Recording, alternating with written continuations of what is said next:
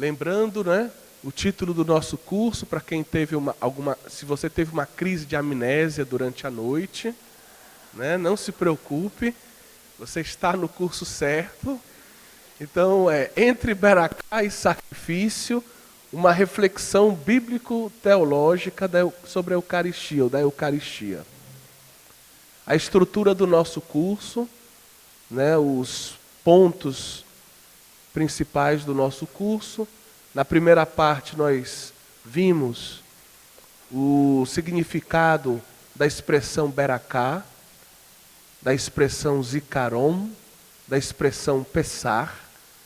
Então, vimos, né, toda a beleza dessa tradição da Beracá no judaísmo, o seu duplo movimento ascendente, descendente, essa dimensão de louvor, ação de graças e de bênção, as traduções desse termo em grego, eulogia, eucaristia, ou eulogém e eucaristém. Depois falamos da importância do zikaron, do memorial, é como a alma, o coração da Beracá, que torna presente de um modo objetivo aquele evento que está sendo celebrado. E Jesus que invoca essa teologia do memorial, quando no final da instituição eucarística diz: fazei isto em memória de mim.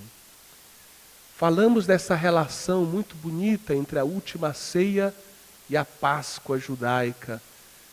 Existe toda essa discussão se foi ou não um banquete pascal, mas o Ratzinger, ele responde, e o Papa Bento XVI, né, eleito Papa, então Bento XVI, ele confirma aquilo que ele tinha escrito como teólogo, ou seja, o banquete da última ceia, mesmo que não tenha sido um banquete pascal, ele tem um caráter pascal.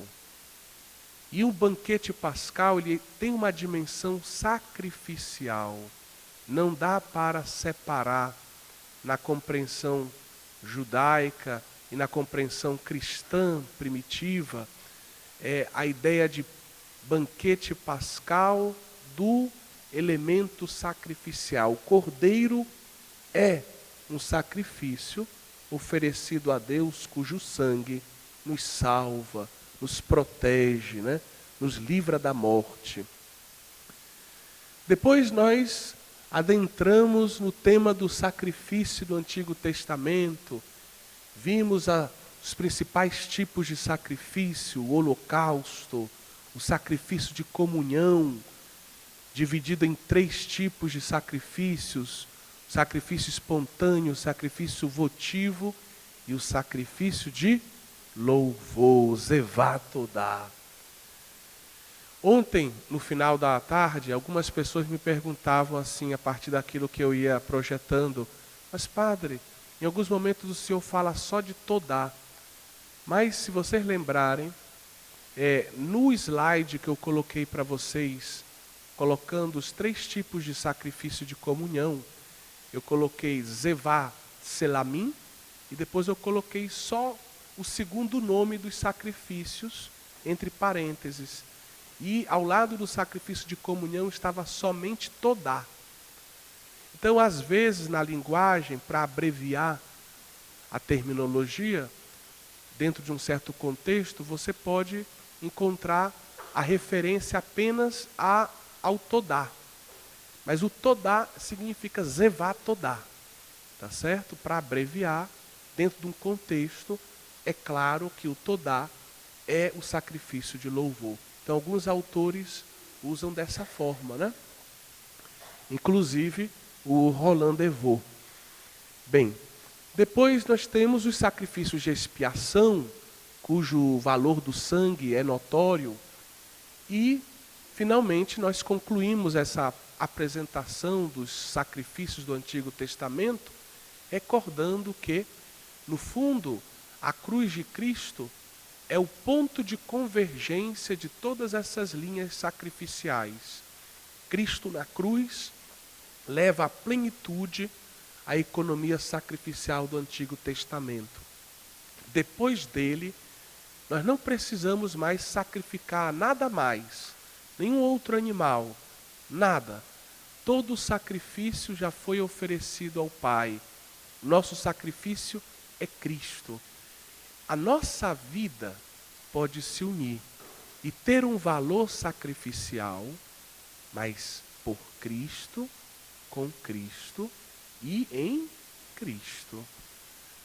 Sozinha, a nossa vida não tem sentido oferecer a nossa vida em sacrifício. Se não for unido o nosso sacrifício ao de Cristo. Então o sacrifício da nossa vida tem um valor na medida em que nós somos membros do corpo de Cristo, na medida em que nós estamos unidos a Jesus Cristo, e aí acontece algo que o teólogo Ratzinger, a gente tem que distinguir, né? Não, o Bento XVI mas quando ele escreve sem ser Papa, ele é Ratzinger, né? É melhor dizer assim. Então o teólogo Ratzinger, num livro que eu já apresento para vocês, que eu citei, mas não mostrei, né? E aí a gente tem que mostrar também. Então aquele Introdução ao Espírito da Liturgia é uma obra traduzida em português. Essa aqui é a edição portuguesa de Portugal, certo? E nós temos uma edição portuguesa brasileira, né? Que é da Loyola. Essa aqui é das Paulinas, né? Bem, então ele vai dizer o quê? Ele vai dizer que, no fundo, quando nós participamos da liturgia, como igreja, Cristo nos atrai para dentro dele. Cristo, é como ele usa uma imagem muito sugestiva, Cristo nos respira para dentro dele. E a ideia do respirar não é uma brincadeira não, porque invoca a ideia do Espírito Santo. O Espírito Santo, pneuma, é o vento, é a respiração humana, recorda que nós recebemos o hálito da vida. Então, quando ele diz que Jesus Cristo nos respira para dentro dele, quer dizer, através do Espírito Santo, ele nos une a ele e ele nos faz participar do seu movimento de amor, da sua oferta amorosa, filial, que nós somos filhos no Filho, ao Pai. E nele nós recebemos também a bênção da salvação, a bênção da paz, da reconciliação, a bênção da misericórdia, né? Então, é uma imagem muito bonita essa que o teólogo Joseph Ratzinger usa para definir o modo com o qual nós participamos, né, do movimento de oferta de Jesus ao Pai, próprio da liturgia cristã. E esse movimento é que nem na Beracá, né? Jesus se oferece ao Pai, leva com ele cada um de nós, através dessa ação do Espírito que nos une a Jesus, mas ele alcança do Pai o quê? As bênçãos. Ele alcança do Pai o derramamento das graças que nós precisamos. Então tem um movimento ascendente, anabático, e o descendente, catabático, que completa, por assim dizer, justamente aquela noção de Beracá. Isso, para quem conhece um pouquinho a Sacrosanto Concilium, isso não é uma novidade. A Sacrosanto Concilium, quando vai definir a liturgia no número 7, ela diz que a liturgia ela serve para a glorificação de Deus, movimento de subida, e para a santificação dos homens, movimento de descida. Glorifica a Deus e santifica os homens, né? Bom, e aí a gente aprofundou o tema do Zevatodá. Teve gente que sonhou com isso, não foi? Digam a verdade, né? Zevatodá para cá, Zevatodá para lá, né? Então, nós aprofundamos um pouco esse tema à luz, né? À luz, vamos lá para frente, muito para frente, né? À luz da tese do Goethe, né? Uma tese que deu o que falar, uma tese que foi comentada ao longo desses últimos decênios por vários autores, por Odasso, pelo próprio Ratzinger, mas também por Carlo Rocchetta, né? Então, autores que têm um prestígio em diversos âmbitos da teologia, né? Carlo Rocchetta, por exemplo, é um grande nome da teologia sacramentária. Nós temos o Odasso, que é um grande biblista, e o Ratzinger, que é um teólogo sistemático, né? E outros autores que também já comentaram e que vão aprofundando essas ideias fundamentais propostas pelo Goeze, né? Nós vimos como o Goeze está preocupado em tentar determinar o contexto desse banquete eucarístico de Jesus com os seus discípulos. Será que foi um banquete de Páscoa? Tantas hipóteses se levantam diante desse ato de Jesus na Quinta-feira Santa, pelo qual ele institui a Eucaristia. E ele vai mostrando que, no fundo, todas as hipóteses, é uma projeção da igreja que tenta ver na última ceia um modo com o qual Jesus quer que nós participemos daqueles milagres que ele fez, da multiplicação dos pães e dos peixes em torno do lago da Galileia. Na verdade, a igreja está projetando na Quinta-feira Santa aqueles banquetes entre o ressuscitado e os seus apóstolos e criando um rito. Bom, então uma série de hipóteses que são, na verdade, pouco críveis, não dá para crer muito nessas hipóteses, e ele vai desmontando todas essas hipóteses e mostrando que elas ou não fazem sentido, ou elas, na verdade, pressupõem para a boa compreensão da suposta origem, já a última ceia de Jesus, né? Ou seja, na verdade, a última ceia que ajuda a explicar a hipótese, e não a hipótese a última ceia. O contrário daquilo que os vários teólogos tentavam propor. Bom, e aí ele chega depois de descrever o rito do Zevá Todá, que no fundo se desenvolve em torno do Templo de Jerusalém, e que depois da primeira parte do rito propriamente sacrificial, onde a vítima era dividida em 3 partes, se prolongava num banquete com 3 grandes personagens, né? Deus, o primeiro, o sacerdote e aquele que estava oferecendo o sacrifício.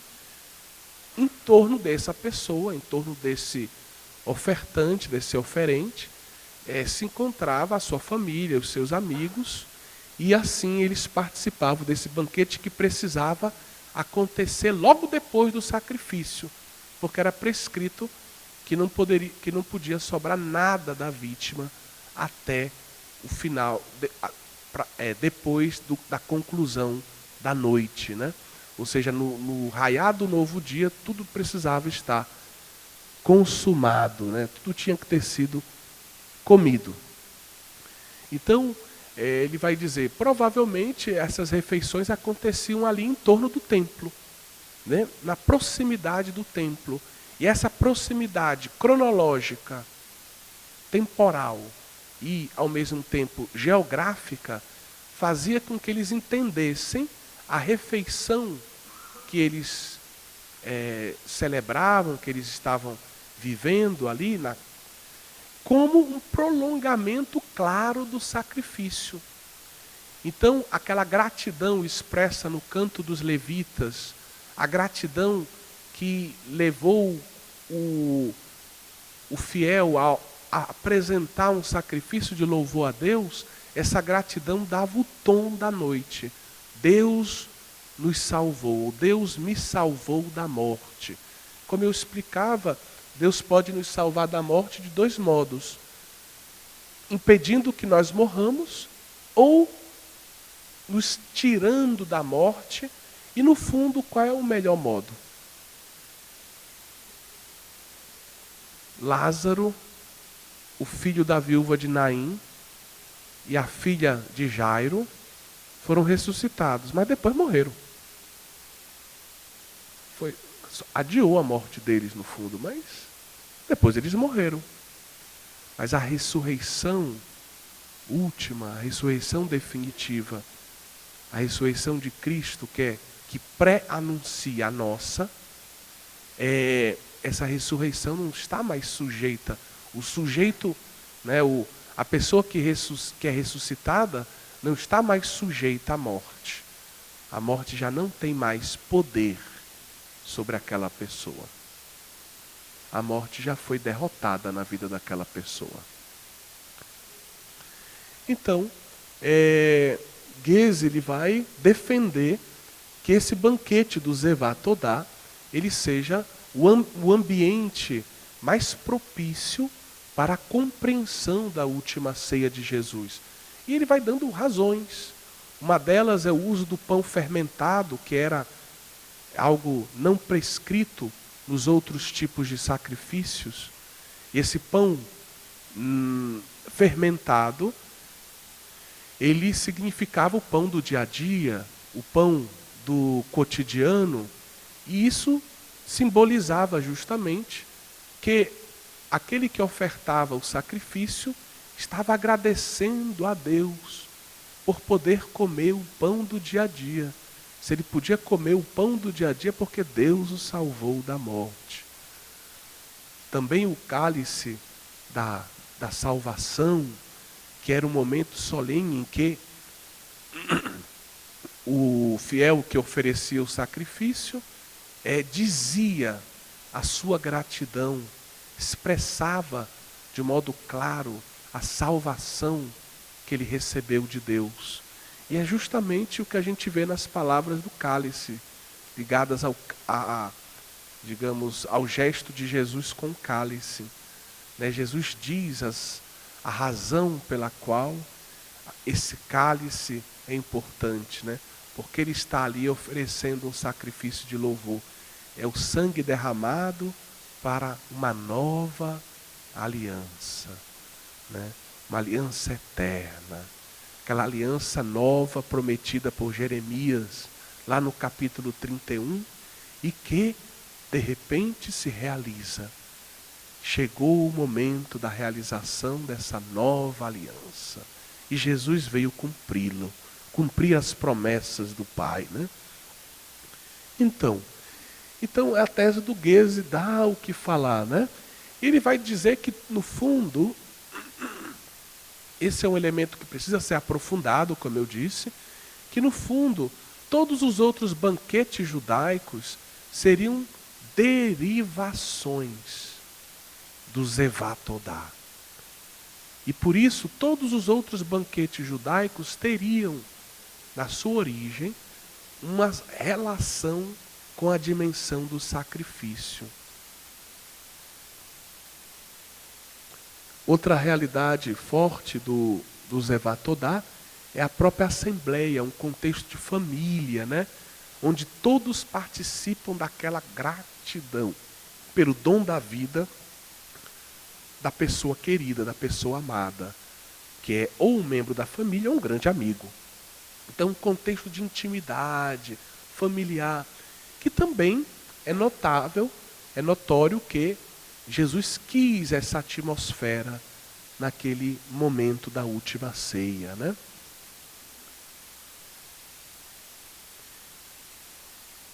Então, Ratzinger elogia essa tese, a apresenta como muito estimulante e destaca, primeiramente, essa gratidão do fiel que apresenta o seu sacrifício a Deus.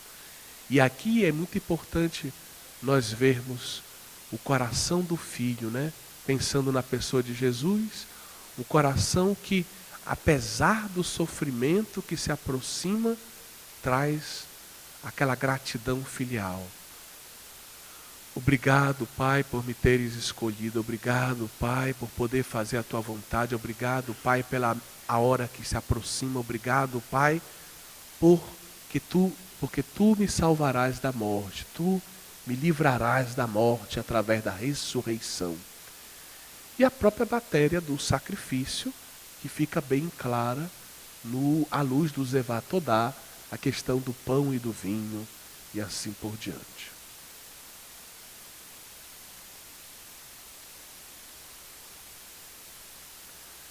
Depois nós vimos que o Odaço, comentando, né, vai aprofundar alguns temas que nós já comentamos aqui. E o destaque, esse ponto 4, ele recorda que o tempo prescrito para que se consuma, para que o banquete seja consumado por completo, é de apenas um dia. Isso coincide com a prescrição pascal. E aí, ele acredita que isso se deva ao fato de que o banquete pascal, de um certo modo, derive do Zevá Todá e não o contrário. E aí ele acrescenta, ele vai dizer assim, mas por que essa pressa em consumir? Justamente para que o banquete seja consumido perto do templo, para que ninguém se distancie do templo, para que o ato de banquete e de sacrifício fique mais próximo. Esses atos fiquem mais próximos um do outro. Certo? Essa é uma terminologia, sacrifício cruento e incruento, não é uma terminologia bíblica, nem patrística, é uma terminologia medieval. Então os escolásticos, eles gostavam de distinguir as coisas. Especialmente diante de questões complexas, eles gostavam de aprofundar a questão em partes, né? Mas, ao contrário do homem moderno, que distingue, e na verdade distinguindo acaba separando uma coisa da outra, eles não separavam uma coisa da outra. Eles mantinham sempre um olhar de unidade para aquela realidade que por ser complexa, eles distinguiam para estudar melhor. Então, nasce essa terminologia para dizer que o sacrifício de Cristo na cruz é cruento, porque ele derramou sangue. E na Eucaristia não acontece um novo derramamento de sangue. Porque tem gente que pensa que é assim. Jesus está lá no céu, tranquilo, aí o padre começa a se preparar para celebrar a Eucaristia e começa a tremer de novo, né? Ai meu Deus, lá vai o padre celebrar, já vou eu voltar para a cruz. Ô pai, o que foi que eu te fiz, né? Então Jesus fica ali entre uma missa e outra descansando no céu. E aí quando começa a missa ele volta para a cruz assim. Entendam? Não é que Jesus volte para a cruz. O mistério de Jesus crucificado, aquele evento de 2000 anos atrás, se faz presente aqui e agora. Certo? Mas não é que eu crucifico Jesus quantas vezes eu celebrar a missa. Bom, a devoção ao sangue de Cristo é preciosa, né? Tem até aqui missionários do sangue precioso de Jesus Cristo, né? Aqui. Então a devoção ao sangue de Jesus, a paixão de Jesus, ela é muito preciosa. Então se você quiser rezar pensando na paixão, fazendo uma via sacra, imaginando o lado aberto de Jesus, as feridas, claro, a gente pode rezar, não tem problema nenhum. A gente só tem que entender que na Eucaristia, não é que Jesus fique lá no céu e volta para cá e se crucifica de novo, né? Não. É aquele mesmo evento que se torna presente aqui e agora. Então, aquele evento do passado, eternizado por causa da natureza do Verbo encarnado, ele vence as barreiras do tempo pelo querer divino e se faz presente quando se celebra o memorial daquele evento. Então, na medida que o memorial é celebrado pela força do Espírito, pela força da palavra, pela força da liturgia, poderíamos dizer assim, aquele evento se torna presente para nós. Mas não é que Jesus fique indo e voltando do céu para a terra sendo crucificado, né? Até porque eu acho que nem ia dar tempo dele subir para o céu de novo, né? De tanta missa que a gente tem na face da terra, ele ia ficar por aqui mesmo, crucificado, né? Deu para entender a questão ou não? Deixa eu fazer uma pergunta para ver se vocês entenderam. Na missa, a cruz de Cristo, Cristo crucificado, está presente, sim ou não? Sim. Muito bem. Então, isso é muito importante. Quer dizer, eu não estou dizendo que Cristo não está crucificado na missa. Cristo está crucificado na missa. Mas é o evento de 2000 anos atrás que se torna presente aqui e agora. Mas eu não posso dizer que Jesus fica subindo e descendo. Entendam em que sentido. É claro que Jesus está presente em toda a liturgia, e esse subir e descer nem é adequado do ponto de vista filosófico, porque Jesus, enquanto Deus, ele é onipresente, certo? Mas eu não devo entender que eu mando Jesus para a cruz, para uma nova cruz, para uma nova paixão, para um novo sacrifício, sempre que eu celebro a missa. É a única paixão, é a única cruz, é o único sacrifício, o mesmo, 2000 anos atrás, hoje, aqui, agora. Certo?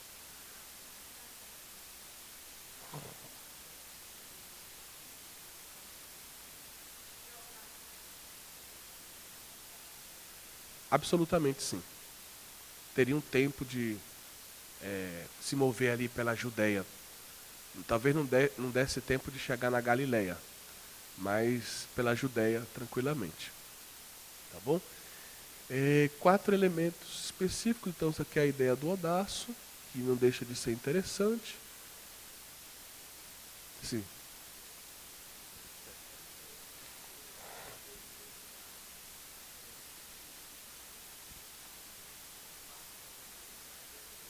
Sim, sim. É importante, eu não quis entrar nesses méritos de açougueiro, mas eu posso te passar. Quer dizer, o livro do Roland Devaux traz todos esses detalhes. Agora, quando você vai ver as partes dedicadas a Deus, você fica com a impressão que o sacerdote fica com a melhor parte. Porque uma das partes dedicadas a Deus são, digamos, as tripas, né? As entranhas, por uma razão importante, também por causa da gordura, é mais fácil queimar. Certo? Isso aí fazia. Diga.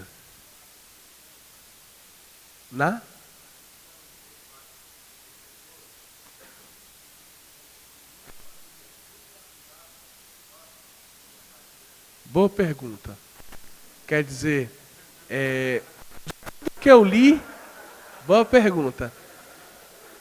O que ficava com o sacerdote, né? Ficava o peito e ficava a coxa direita, certo? Então, ou ele era muito guloso e comia tudo, ou ele dividia com os outros sacerdotes. Porque, dependendo da época do sacrifício, os sacerdotes eles faziam uma escala de serviço no templo. E como, por exemplo, a gente lê lá na época de Jesus, né? Zacarias, chegando o tempo dele de servir no templo, ele foi para Jerusalém e passava uma semana lá. Provavelmente a mulher, os filhos ficavam na cidadezinha dele. Nós temos sacerdotes que moravam em Jerusalém, certo? Então, em Jerusalém existia uma presença sacerdotal. Então, se fosse um sacerdote que morava ali em Jerusalém, ou bem pertinho, talvez ele pudesse levar para casa, para comer com a sua família. Tá certo? Se não, os sacerdotes que moravam longe, eles ficavam hospedados no templo. E aí eles podiam usar aqueles alimentos e colocar em comum, já que todos eram sacerdotes ali. Mas eu nunca li nada sobre isso, né? Então aqui são hipóteses, tá certo? Mas eu nunca li assim uma descrição sobre esse aspecto, que é interessante, é uma pergunta muito interessante. Ok, mas vamos adiante, né? Que é só a revisão, né? Já que vocês fizeram o dever de casa, né? Eita, travou? Pronto. Então, conclusão, né? A gente sempre se alivia quando vê a conclusão.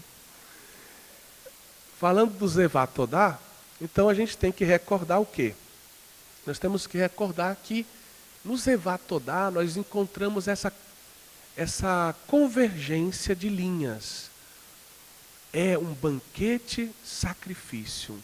É um sacrifício que se prolonga no banquete.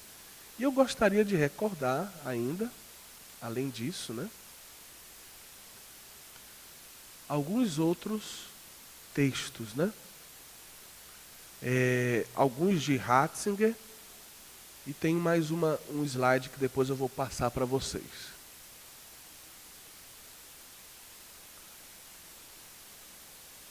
Mas antes do Ratzinger tem o Salmo 22. Por exemplo, o Salmo 22, a gente comentou um pouquinho ontem, ele é muito interessante ver como ele se relaciona com o Zevá Todá. Ele aparentemente é um salmo que se encaixa perfeitamente na espiritualidade do Zevá Todá. E é um salmo que Jesus invoca na cruz. E a gente sabe que a Eucaristia, o banquete eucarístico, é um prolongamento da cruz. E é interessante porque o local do banquete foi ali, ainda em Jerusalém. Só que foi um dia antes, foi antecipado, né? Não foi longe de Jerusalém. E Jesus morre na cruz. E então a gente tem uma distância cronológica e geográfica entre o banquete eucarístico e a cruz. Só que ao invés do banquete ser logo depois, o banquete foi logo antes, antecipando aquilo que aconteceria depois. O sacrifício propriamente dito, né? Que foi antecipado sob forma sacramental no banquete. Aí nós temos essa frase muito bacana do Goeze. A última ceia deveria ser compreendida, segundo Goeze, como a Todá, aqui você entenda Zevá Todá, do ressuscitado. Celebração do evento da salvação realizado pela oferta da vida do Cristo. Eu queria comentar brevemente isso. Por quê? Antes de falar do Roqueta, né? Porque o Goeze, ele vai dizer o seguinte. No fundo, a última ceia, entendida à luz do Zevá Todá, ela estaria celebrando a ação de Deus que livra Jesus da morte. É um banquete sacrificial, aonde se celebra uma ação, uma intervenção divina que livra o ofertante da morte, que livrou o ofertante da morte. Como é que Deus livrou Jesus da morte? Através da ressurreição, né? Então, no fundo, Goeze diz, na verdade, o Zevá Todá, que dá forma à última ceia, ele aponta para a ressurreição. É como se Jesus tivesse tanta certeza de que ele vai ser livrado da morte, que ele já se sente livre da morte, antes mesmo de morrer. É uma confiança tamanha, é um amor tamanho, é uma fé, mas não fé no sentido teologal nossa, porque aí tem uma discussão se Jesus tinha fé ou não. Provavelmente Jesus não tinha fé no sentido de virtude teologal, na cristologia, mas uma fé no sentido, né, de confiança, de abandono, não no sentido técnico da virtude teologal. Então era uma fé filial, uma confiança, um abandono tamanho de Jesus, tamanhos, que Jesus ele tem essa certeza: eu vou morrer, mas vou ressuscitar. Eu já me sinto ressuscitado. Isso não é incomum nos profetas. Tanto que nos profetas, no hebraico, existe, bom, não quero me deter muito nisso, mas existe uma forma verbal que no fundo deveria ser traduzida literalmente. O que o profeta quer dizer é que Deus vai fazer algo. Seria futuro. Mas o profeta tem tanta certeza a partir daquilo que Deus coloca no seu coração, tem tanta certeza de que aquilo que Deus prometeu se realizará, que o profeta usa, na verdade, um passado para dizer: Deus já fez. É tão certo que Deus fará, que é como se Deus já tivesse feito. Certo? E às vezes a gente usa também esse tipo de linguagem entre nós. Não se preocupe, Deus vai providenciar. Deus já providenciou, Deus já cuidou de Deus. E a gente expressa a nossa fé dessa forma também. Então Jesus diz, Geze, ao celebrar o Zevá Todá, Jesus, ele, no fundo, ele está apontando para a ressurreição. E se nós pensarmos bem, então, o Zevá Todá, diz Geze, e confirma Ratzinger depois, no fundo o Zevá Todá, ele aponta, a plena realização do Zevá Todá é o Novo Testamento. Porque quando é que Deus vai realmente livrar o homem da morte? Em Cristo. Então, no fundo, diz Geze, a realização suprema do Zevá Todá é em Cristo. Porque é em Cristo que o homem vai poder celebrar de verdade uma ação divina que o livra da morte, não temporariamente, mas para sempre. Deu para entender, sim ou não? Então, quer dizer, o Zevá Todá é uma realidade que, segundo Geze, deve ser aprofundada, devemos continuar a estudar esse tema, mas que no fundo ele pede o Novo Testamento. Ele aponta para uma vitória definitiva sobre a morte, para um Deus que vai nos livrar para sempre da morte, não apenas por um espaço cronológico, não apenas durante um período limitado de tempo, mas ele aponta para um Deus que vai um dia intervir para nos livrar da morte para sempre. É o que acontece em Jesus Cristo. Por isso nós não precisamos mais, né, temer a morte. A morte não tem mais a última palavra, né? Roqueta. Então, segundo Roqueta, a comunidade apostólica provavelmente celebrou o evento pascal de Cristo em um contexto de Zevá Todá. Depois de ler o Geze, ele se convence. Tal contexto permitiu à comunidade primitiva desvelar o significado da última ceia e seu inseparável vínculo com o evento da morte e da ressurreição de Cristo. Ele diz que é muito mais adequado para compreender o vínculo da última ceia com a morte e a ressurreição de Cristo o contexto do Zevá Todá. Ao dizer isso, ele não está dizendo que o banquete pascal, o Pessar, não tenha também uma luz, não ilumine esse mistério. Não. Ele só está dizendo que o contexto do Zevatodá é ainda mais adequado para explicar isso.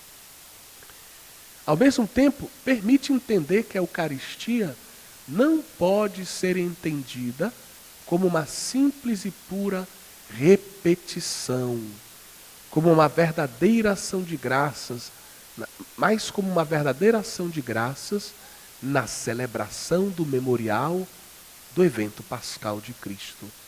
A Eucaristia é então banquete sacrificial, pois foi instituída antecipadamente como sacramento da cruz de Cristo. Certo? Então essa é a contribuição do Roqueta sobre o tema. A opinião de Ratzinger. A piedade do Antigo Testamento encontra-se estruturalmente antecipada.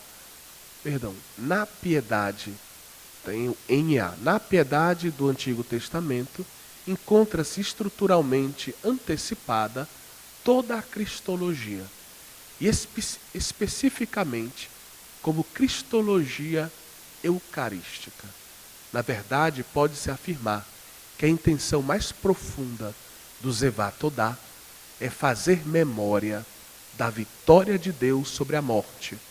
Por esta razão, ela aponta para a transformação do Antigo Testamento no Novo Testamento. E aí fica mais claro o contexto da nova aliança. Ou seja, o Zevatodá aponta para a vitória de Deus em Cristo, a vitória de Deus em Cristo sobre a morte, sobre o pecado, sobre tudo que ameaça a vida do homem, sobre todo o perigo de morte que ronda o homem. E por isso o Zevatodá aponta, em última instância, para essa transição entre o Antigo, a preparação, e o Novo Testamento, a realização. Aquilo que foi prometido se cumpre, aquilo que foi prefigurado se realiza.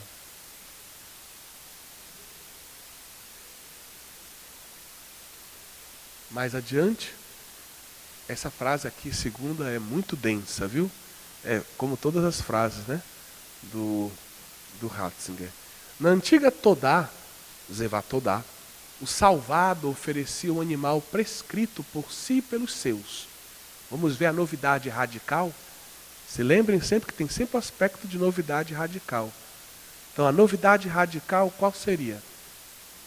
Mas no Zevatodá, por exemplo, da última ceia, na última ceia entendida à luz do Zevatodá, Cristo, como Goethe diz, é a Todá do ressuscitado.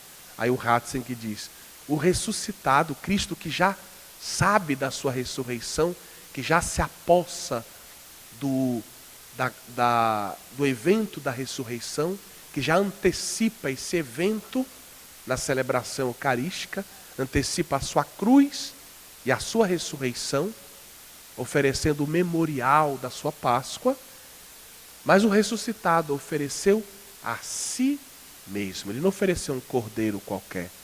Ele não ofereceu algo fora dele. Ele ofereceu a si mesmo.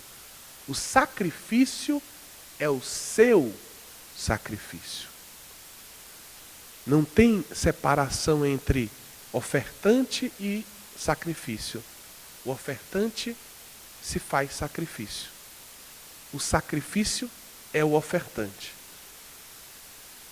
O sacrifício é o seu sacrifício, a sua existência terrena e corpórea que foi sacrificada, o alimento da refeição sacra, representada pelo pão sacrificial, é o corpo de Jesus. E aqui a gente toca no fato de que, no fundo, a Eucaristia é um banquete, sim. É um banquete excelso. É um banquete cheio de mistério. É um banquete humano e divino. É um banquete que une o céu à terra.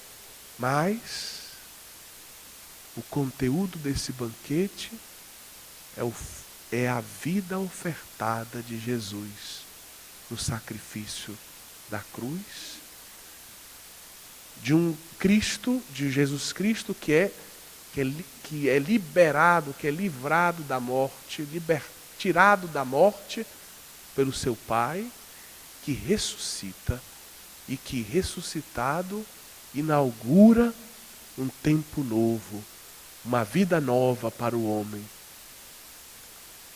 O pão não significa o corpo de Jesus em sentido metafórico, mas na sua essência, como substância da refeição, o sacrifício de Jesus no banquete sacrificial da Todá.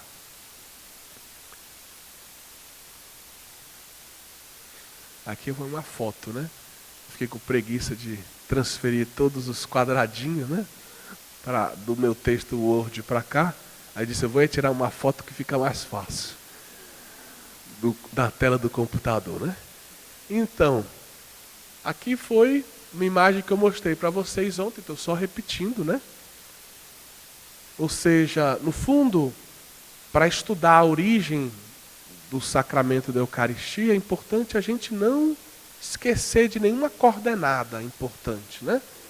Nós temos que estudar o Seder do Pessar, contexto pascal, porque Jesus celebrou aquele banquete, né? Ou no dia, ou um dia antes, mas no contexto de Páscoa, o caráter pascal tem esse banquete. O Zevá Todá, que é a grande novidade, e esse outro tema que é tão esquecido, né?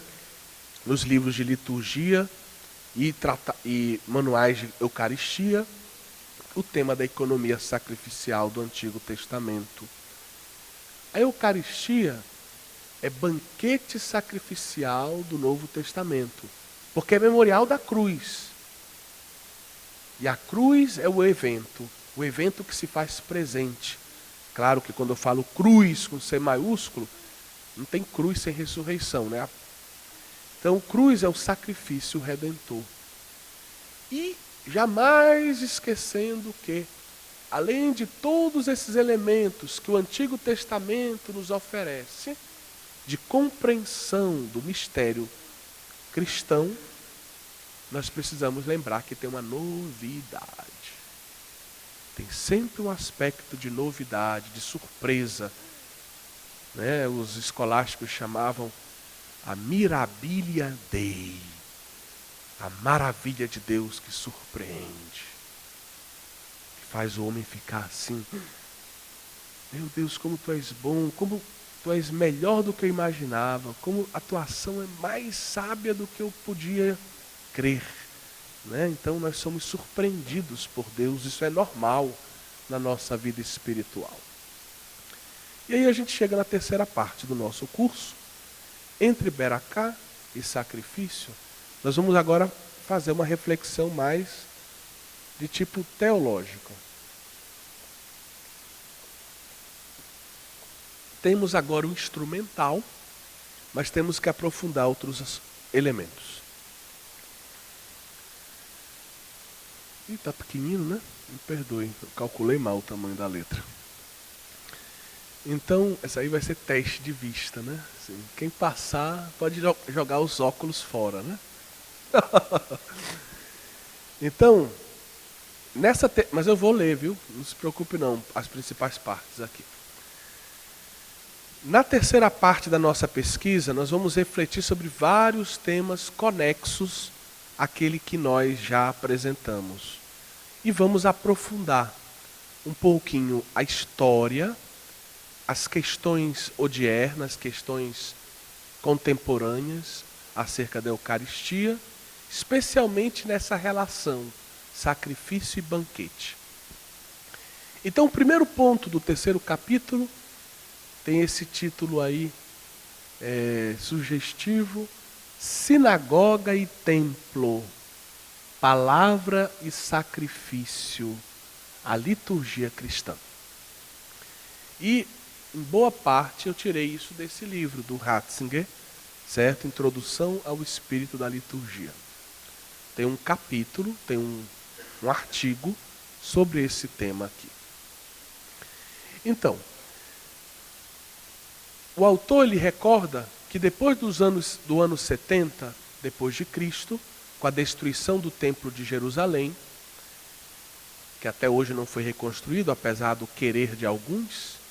Vocês sabem que lá em Jerusalém existe um movimento, que é o movimento do terceiro templo, né? Eles querem reconstruir o templo. Eu não quero nem imaginar a quantidade de sangue que isso vai dar, né?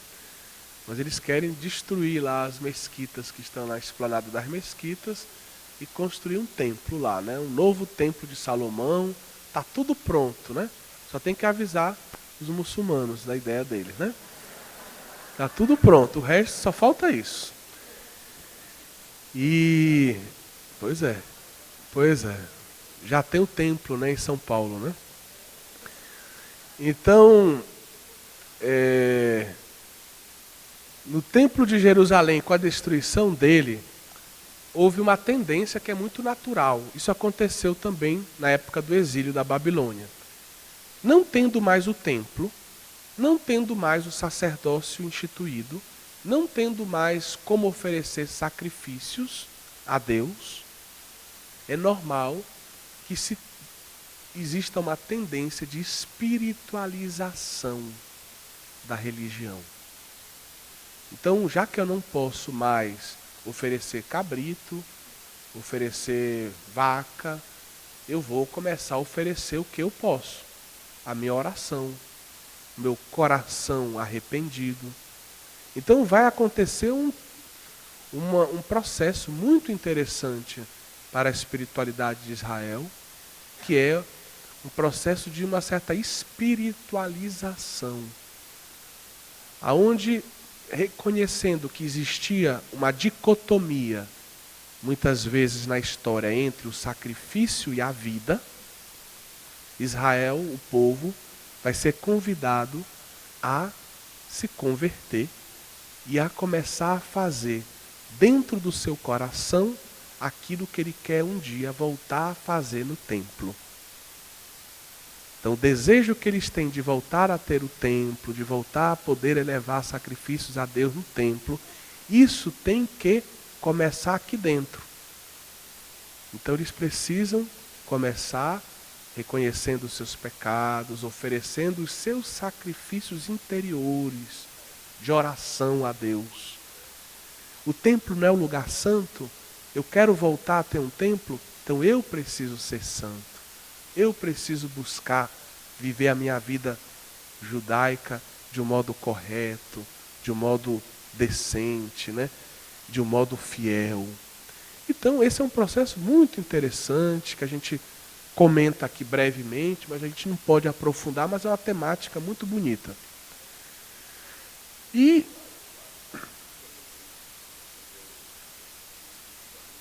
não tinha cristianismo ainda. Quando eu estou falando do exílio da Babilônia, eu me referi primeiro ao exílio, né? Depois dos anos 70, o judaísmo ele enfrenta de novo a mesma questão. E aí a tendência é a mesma. Já que nós não temos templo, né? Nós precisamos viver a nossa religião de modo ainda mais profundo. Precisamos continuar, não podemos mais oferecer o tamid, que é aquela oferta diária no templo, mas a gente pode oferecer as nossas orações diárias a Deus. Então a gente vai, no lugar do tamid da manhã, a gente oferece orações naquele momento. E no lugar do tamid da tarde, a mesma coisa. A gente oferece uma série de orações à tarde, que vão substituir o cordeiro desses horários de sacrifício. Então isso é uma tendência que Israel enfrentou, tanto no período do exílio, quanto depois da destruição do templo de Jerusalém. O problema qual é? O problema é que na exegese, vamos colocar assim, moderna, contemporânea, nós sabemos que a exegese é fortemente marcada ainda hoje por uma presença competente dos nossos irmãos protestantes, né? Então muitos protestantes dedicam a exegese, são grandes teólogos bíblicos, exegetas, filólogos, etc., dão as suas contribuições, mas, evidentemente, a matriz protestante de pensamento influencia a interpretação textual, a interpretação da Sagrada Escritura. Então, é muito comum nós encontrarmos problemas que, na verdade, são contemporâneos, projetados no Antigo Testamento, com uma finalidade claramente ideológica. Mostrar, olhem, vejam só, esse problema já tinha lá no Antigo Testamento. Deus já condenava isso. Quer um exemplo? A questão das imagens, né? Então, o protestante vai lá no Antigo Testamento, pega a passagem X, Y e Z, que eles conhecem decoradas, e nós também, né? E dizem, não pode fazer imagem, não pode fazer isso, aquilo, outro. E Deus está falando dos católicos aqui, né? Então, eles conseguem pegar um texto de outro contexto, com outra história, com uma realidade bem diferente, né, antes de Cristo, e sem nenhum tipo de dificuldade eles usam isso, que se chama de fundamentalismo, usam isso para falar da situação odierna, né? E eles acabam projetando na interpretação que eles fazem desses textos, muitas vezes, a querela, né, o conflito que existe de posição entre certas linhas do protestantismo e o catolicismo e a ortodoxia. Deu para entender ou não? Para dar um exemplo muito simples assim. E isso acontece em vários temas, em vários âmbitos da exegese, e é preocupante, né? Esse tipo de coisa não é uma atitude muito científica. E o protestantismo, ele tem, como a gente sabe, uma visão teológica que, de um certo modo, gira toda em torno exclusivamente da palavra de Deus, né? E que nem é o nosso conceito de palavra de Deus, que é mais amplo, né? Nosso conceito de palavra de Deus, à luz da Dei Verbum, é Sagrada Escritura e Sagrada Tradição. Né? No protestantismo, palavra de Deus é sinônimo de Sagrada Escritura. Então, tudo gira em torno da sola Escritura, somente a Escritura, como fonte de revelação. Certo? Então, não existe um espaço, ao menos teórico, para a valorização da Sagrada Tradição. Esse é um problema de teologia fundamental que não é o caso a gente entrar aqui. Mas é problemática a coisa, a visão protestante não se sustenta muito. Bom, mas o importante para nós é percebermos o quê? Que essa visão protestante da sola Escritura faz com que, né, eles valorizem demasiadamente a questão da palavra e não reconhecendo alguns sacramentos, a sacramentalidade da igreja e a sacramentalidade de alguns sacramentos, na verdade, eu sei que pode parecer estranho o que eu estou dizendo, mas eu tenho que ser justo, né? Quer dizer, apesar de Lutero reconhecer como sacramentos alguns dos nossos sacramentos, quando ele explica o que eles são, ele não dá uma definição de tipo sacramental. Porque ele não aceita a definição católica de sacramento. Então, apesar de ele reconhecer que o batismo é sacramento e que a ceia do Senhor, a Eucaristia é um sacramento, ele não, na verdade, não compartilha conosco o conceito de sacramento. Então, no fundo, apesar dele usar a palavra sacramento, ele não tem ele não lê de um modo sacramental esses sacramentos. Eles não têm uma estrutura sacramental real no discurso de Lutero e dos demais reformadores, né?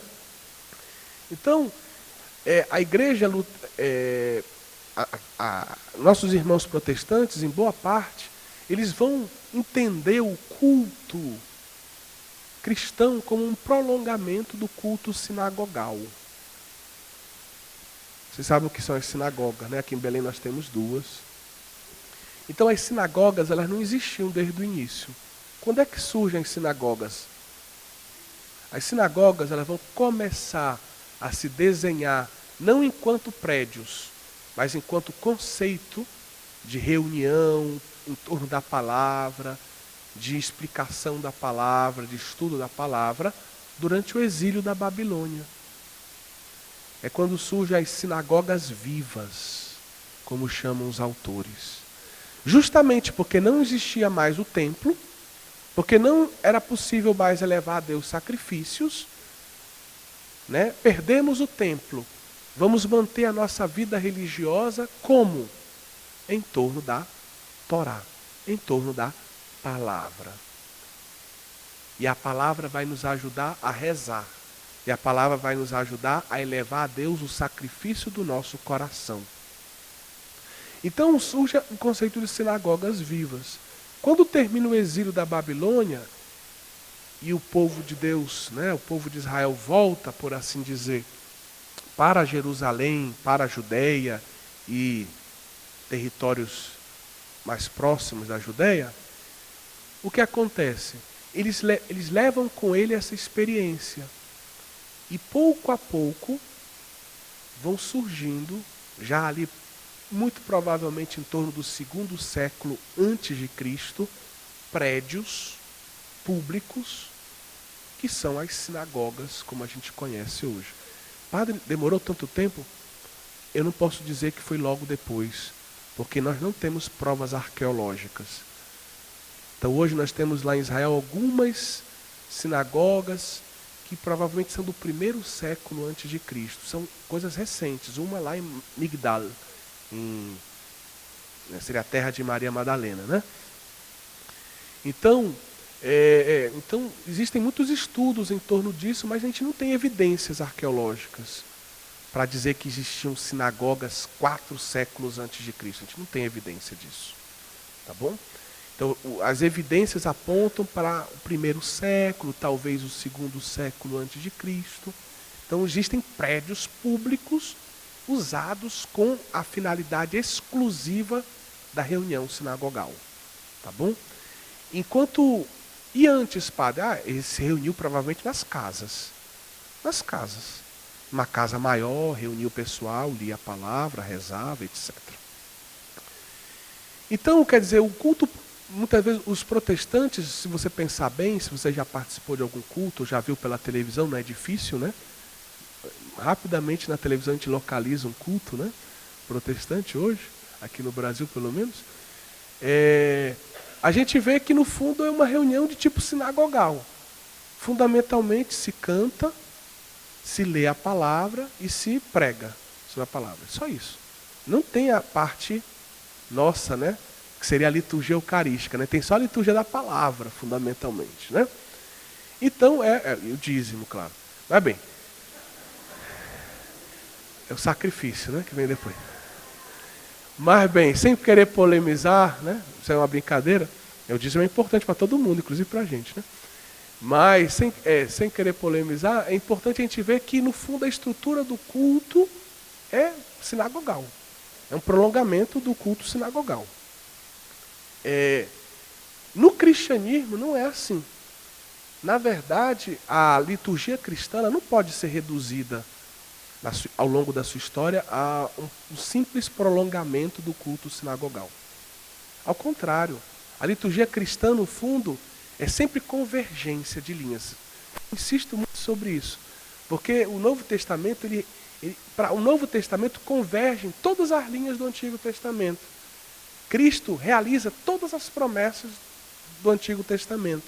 Então a liturgia cristã, ela vai unir a liturgia sinagogal com a liturgia do templo. Não é só sinagoga, nem é só templo.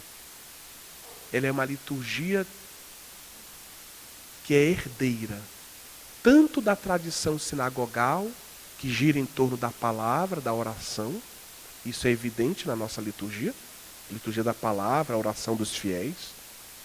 como também da liturgia do templo, aonde nós vamos elevar um sacrifício à luz do Zevatodá, né, o sacrifício de Cristo, e nós somos os familiares, os membros de Cristo, nos unimos a Cristo, participamos dessa oferta de Cristo, que celebra a vitória de Deus sobre a morte. Em Cristo e, no fundo, na nossa vida também. Porque participamos da vida de Cristo e assim somos vitoriosos em Cristo, somos agraciados em Cristo, recebemos a bênção de Deus em Cristo. Então nós também já participamos desse mistério da ressurreição também, as primícias da ressurreição. Então, isso daqui, a gente pode falar disso em vários aspectos. Eu quero só ler essa última frase. É preciso rechaçar, recusar uma concepção que pressuponha, no âmbito do culto sacrificial, dada a sua fundamental importância, uma ruptura total entre a história salvífica, veterotestamentária, e a igreja. Pois o Novo Testamento não pode ser visto como uma contraposição à antiga aliança, pois isto destruiria a unidade interna da história da salvação. O que o Ratzinger quer dizer? O seguinte, que justamente nessa teologia, muitas vezes protestante, nasce uma visão negativa em torno dos sacrifícios. E nós somos influenciados por ela. Sacrifício não foi abolido. Jesus aboliu todos os sacrifícios. Sim, esse é um modo de ver a coisa. Jesus realizou o sacrifício. E é desse sacrifício que nós vivemos. É graças a ele que nós somos cristãos. Esse sacrifício não é um optional. Não é um elemento que eu posso dizer, pode ter ou pode não ter. Não, para a fé católica é um elemento essencial. Nós vivemos, nós somos filhos dele. Se não fosse o sacrifício de Cristo Redentor, não teria sentido toda a nossa liturgia. O batismo seria um rito falso, uma mentira. Santo Ambrósio diz isso bonito. Santo Ambrósio diz uma coisa bonita. Ele diz assim, falando do batismo, né? Dizendo tudo aquilo que o batismo nos consegue, tudo aquilo que o batismo nos oferece. Ele diz, só a água não poderia nos oferecer tudo isso. A água sozinha não poderia nos dar tudo isso. Mas coloque a cruz na água. E aí a água se torna capaz de realizar tudo isso que nós descrevemos. É pelo poder da cruz, que usa a matéria da água, é que nós recebemos toda a graça batismal. Certo? Então, quer dizer, o sacrifício não é um elemento qualquer, mas é um elemento essencial da nossa vida. E aí ele vai dizer, essa visão protestante, no fundo, prega uma ruptura entre a economia sacrificial do Antigo Testamento e o Novo Testamento. Não, e aí em vários pontos. Não tem mais sacerdócio ministerial no Novo Testamento, não tem mais sacrifício no Novo Testamento, não tem mais culto como antes, de tipo sacrificial no Novo Testamento. São coisas do passado isso. Cristo realizou todas essas coisas uma vez por todas e nós vivemos da fé. Então não existe mais um culto de tipo sacrificial no Novo Testamento. Não existe mais um ministério sacerdotal no Novo Testamento. Ou seja, o Novo Testamento rompeu com o Antigo. Não tem uma continuidade entre os dois. E na verdade essa não é a visão correta. A visão correta é, existe uma continuidade, mas existe uma novidade. O sacerdócio do Novo Testamento, evidentemente, não é como o sacerdócio do Antigo Testamento. O sacrifício do Novo Testamento não é como o sacrifício do Antigo Testamento. Mas o sacerdócio do Novo Testamento ilumina o sacerdócio do Antigo Testamento, ilumina o sacerdócio do Novo. Quer ver uma prova litúrgica? Só pegar as orações de ordenação. As orações de consagração, né, de ordenação dos diáconos, presbíteros e bispos, todas invocam elementos de culto levíticos sacerdotal do Antigo Testamento. Só pegar o texto. Na anamneses, ela sempre invoca elementos do Antigo Testamento. Bom, fazendo propaganda, né? Mas eu tenho um manual sobre o sacramento da ordem, né? Então, se alguém quiser, né? Eu não consegui trazer o outro que estava fechada a loja e não tive como trazer. Mas, só para que vocês saibam, tem um livro que eu escrevi, foi o primeiro, eu acho, o manual sobre o sacramento da ordem em língua portuguesa. Chama Consagrados para a Missão. Consagrados para a Missão. Então, de minha autoria e das edições Shalom, a gente está querendo fazer uma outra edição, uma coedição com uma outra editora, mas é das edições Shalom. Então, Consagrados para a Missão, eu trato desse assunto também, da relação entre sacerdócio do Antigo e sacerdócio do Novo Testamento. E, como eu falei ontem, não mostrei, né? O livro do Albert Vanois, Sacerdotes Antigos e Sacerdote Novo. Então, a editora é Vida Cristã. Não, Academia Cristã. Então, Academia Cristã. Então, é o livro do Albert Vanois, que eu falei ontem, que comenta a carta aos Hebreus, na linha do sacerdócio de Cristo. Então, sacerdotes antigos e sacerdote novo. Bom, então o Ratzinger diz que é muito perigosa essa leitura de ruptura entre o Antigo e o Novo Testamento, porque ameaça justamente a unidade bíblica, a unidade dos dois testamentos. Né? Isso deve ser evitado sempre.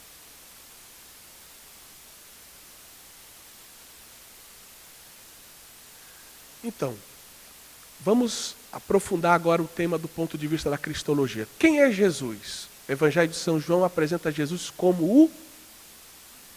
Basta pensar no prólogo. Ele é o Verbo, ou Logos. O Verbo que se fez.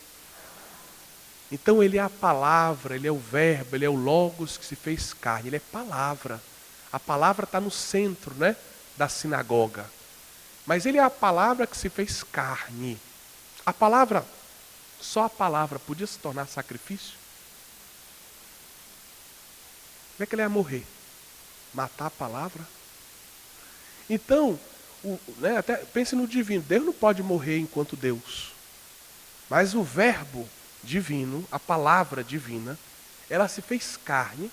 E se fez carne para poder realizar a nossa salvação.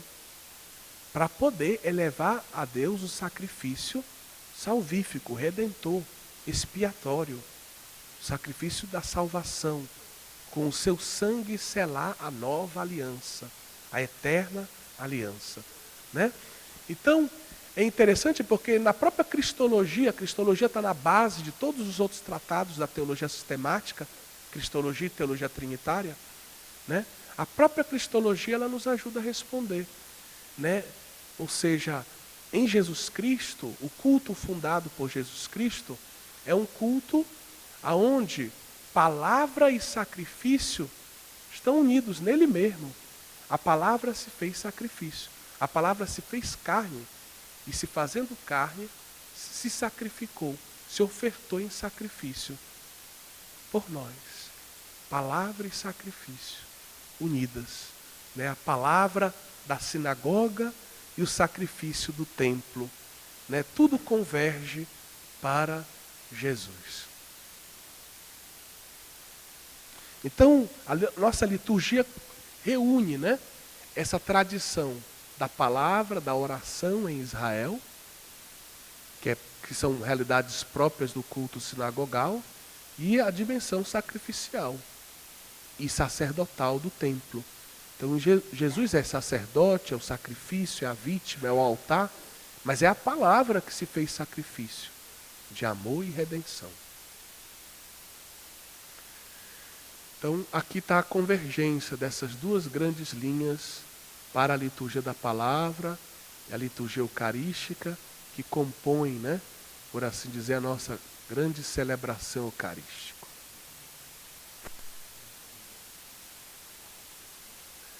Entretanto, infelizmente, nós temos que recordar o quê?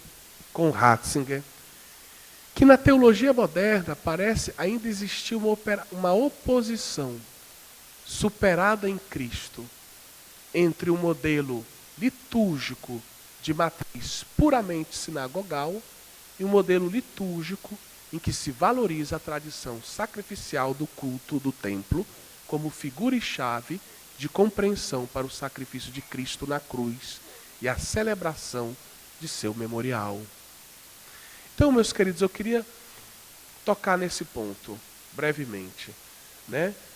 Hoje, na consciência de muitas pessoas, né, e até em comunidades onde nós hoje não temos a missa todo domingo, comunidades que infelizmente não estão servidas por ministros ordenados, nós temos até pessoas que dizem assim, hoje o padre vem, é missa, é mais longo.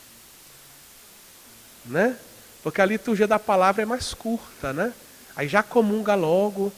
E muita gente não entende mais o valor teológico da oração eucarística. E não são poucas não, são muitas.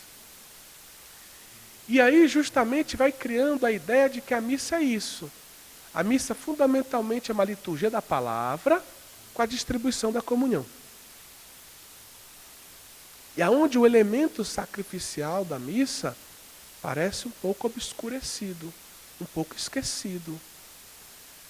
E tem gente na área da liturgia, na área da teologia, que alimenta essa visão, até fundamenta teologicamente essa visão, ou fundamenta celebrativamente, liturgicamente tal situação, para que as pessoas não notem a falta que faz a oração eucarística nas celebrações dominicais. Se faz uma verdadeira simulação de missa em certas celebrações, para que as pessoas não notem a falta que faz a oração eucarística com todo o seu conteúdo sacrificial na missa. Isso é muito problemático. Claro, evidentemente. É o que eu estou dizendo. Se disser assim, quem diga que a missa da freira é mais bonita que a missa do padre. É verdade.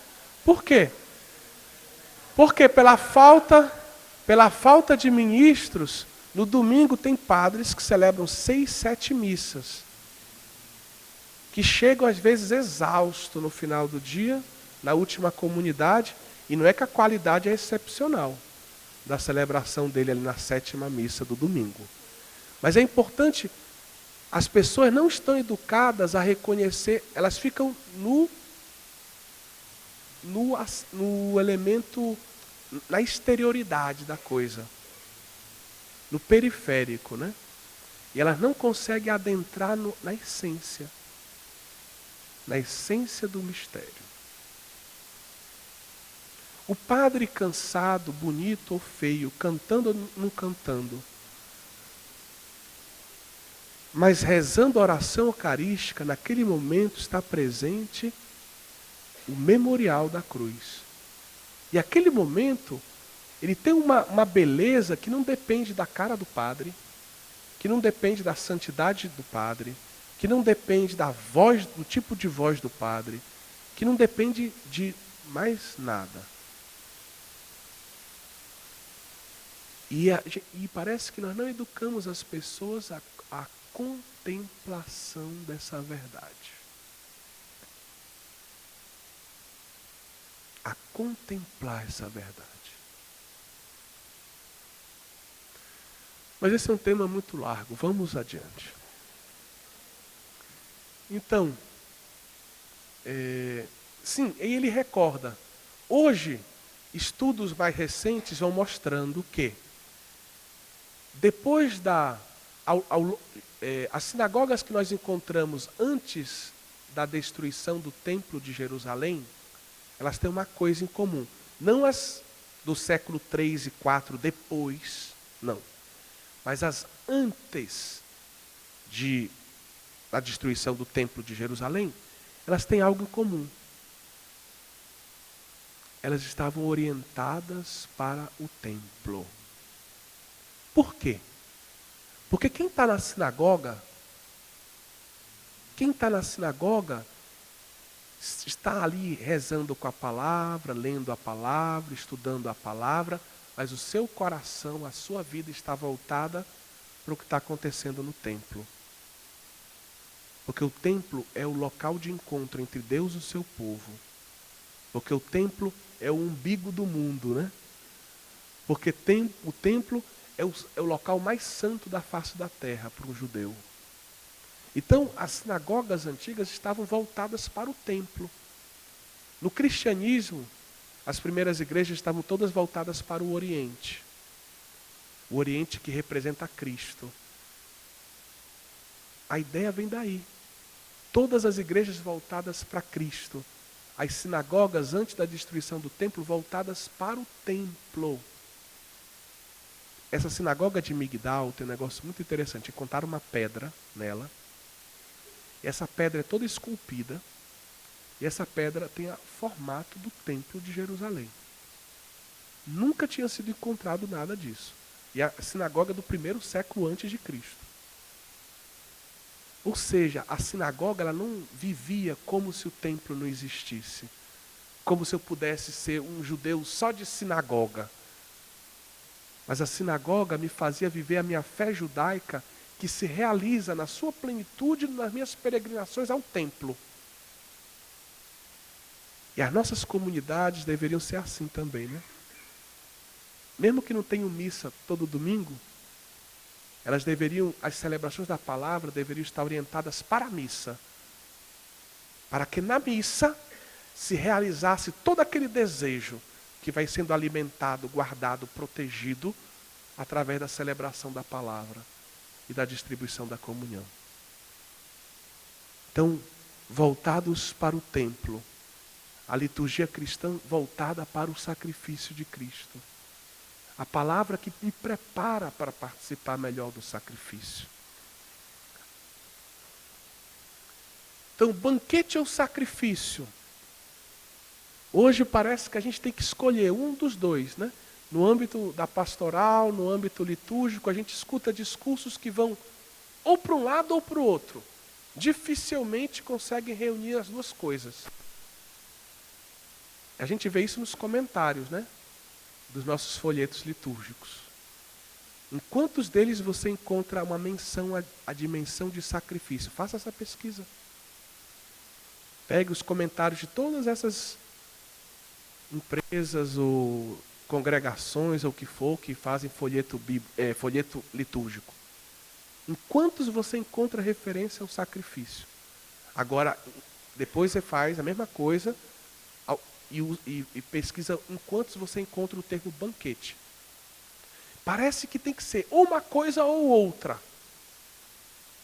E aí, antes da gente responder que não tem que ser assim, não é uma coisa ou outra, é claro que não é. A visão católica não é assim. Eu gostaria de citar um texto de João Paulo II, bem rápido, para a gente dar o nosso intervalo, né? Logo mais dar o nosso intervalo. Então, João Paulo II escreve a última encíclica dele sobre a Eucaristia. Ecclesia de Eucaristia. A igreja vive da Eucaristia. Bom, é uma encíclica, vamos falar honestamente, não é segredo para ninguém, foi escrita a 4 mãos.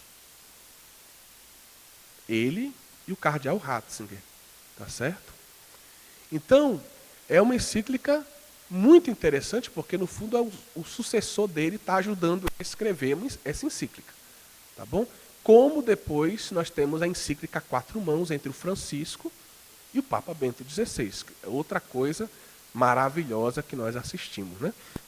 Bom, então, ele vai falando no início, reconhecendo tudo de bom que a igreja tem vivido em matéria litúrgica. Ele vai reconhecendo tudo que o Concílio Vaticano II fez nessa matéria. Mas, ao mesmo tempo, como bom pastor, ele exalta o que tem de bom, mas sublinha também que existem alguns perigos.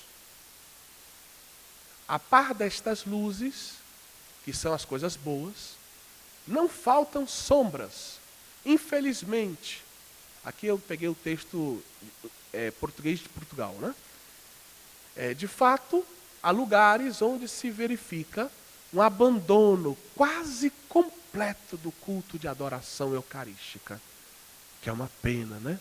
Lugares onde não acontece adoração, por várias razões, mas o mais grave é quando poderia acontecer e não acontece, né? Num contexto eclesial ou outro, existem abusos que contribuem para obscurecer a reta fé e a doutrina católica acerca deste admirável sacramento. Às vezes transparece uma compreensão muito redutiva do mistério eucarístico, despojado do seu valor. Não consegui ler que eu estou com um problema na vista.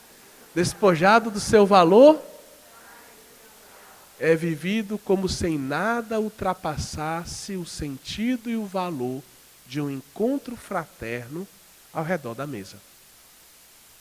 Então, muitas pessoas têm essa impressão, que a Eucaristia é, vamos lá, reunir com o padre em torno da mesa, vamos partilhar o pão da vida, o pão da fé, o pão da esperança. E a gente pode dizer que a Eucaristia é isso? Também é isso. Também, não posso excluir isso não. Mas ela não é só isso. Isso não diz a essência da Eucaristia.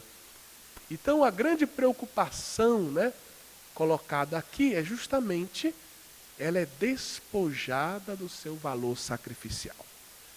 E aqui eu não quero entrar em polêmicas, mas a gente deve pensar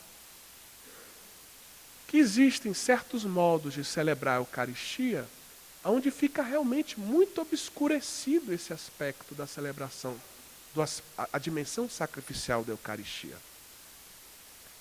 É claro que um dia ou outro eu posso realçar outros aspectos. A Eucaristia tem outros aspectos, não é apenas o aspecto sacrificial. O Catecismo da Igreja fala que a Eucaristia tem a dimensão sacrificial, a dimensão de banquete, é apresentado nessa ordem: sacrifício, banquete e dimensão escatológica. É claro que as três se integram, as três se compenetram, né? Tem uma circularidade de significado entre as três dimensões. Porém, eu não posso, né, ordinariamente, obscurecer esse aspecto sacrificial sob pena de afetar a fé das pessoas. Porque na medida que as pessoas vão sendo... A liturgia ela vai formando as pessoas. Ela vai formando eclesialmente, ela vai formando espiritualmente, ela vai formando teologicamente as pessoas.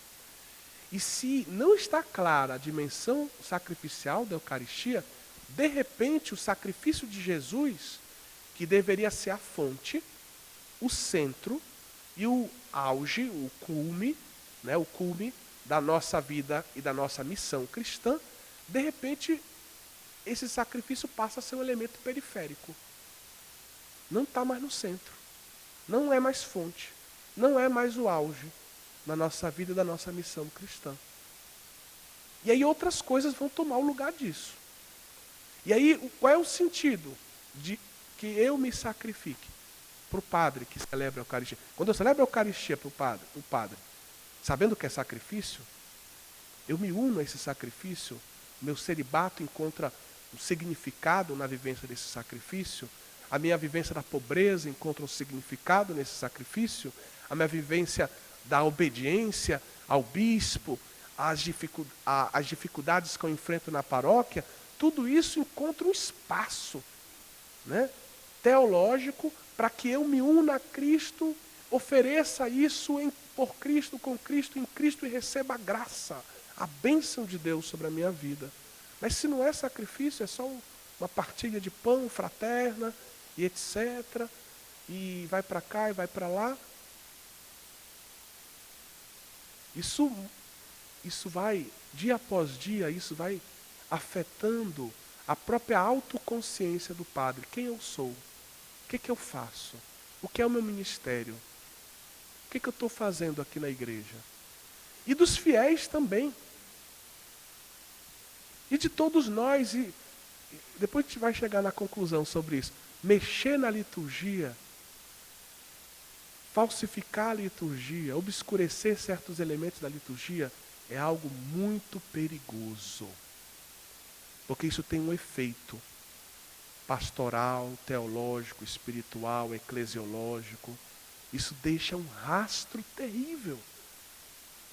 É um ato de muita irresponsabilidade tocar.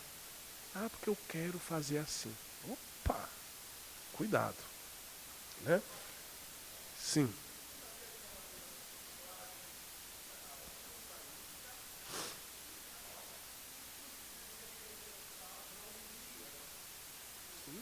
Claro. Claro. Sem dúvidas. Sim. A introdução da missa pode ser feita uma menção a isso. E são um conjunto de coisas, né? Não dá para dizer que só uma coisa vai solucionar o problema. São vários elementos, mas esses que o senhor citou fazem parte da solução. Certo. Não. Sim. Perfeitamente. Estamos de acordo. Esse é um problema que aflige muitos. Certo? Só que a gente não... Aqui, esse é um problema que aflige muitas pessoas, tá certo? Falava com o bispo, né? O bispo dizendo que ficou muito constrangido tendo que entrar, né, na procissão de entrada. E ele todo paramentado, né, de casula, com báculo e tudo. E a música de entrada era essa. Quem é essa que avança como a aurora? Ele disse, espera aí, eu não vou entrar com essa música não, meu amigo. Vão dizer de... Não vou entrar com essa música não, vou deixar terminar a música e depois eu entro, né? E a música, entendam, a música ela é bonita, mas não é apropriada para aquele momento, tá certo? Mas vem, vamos.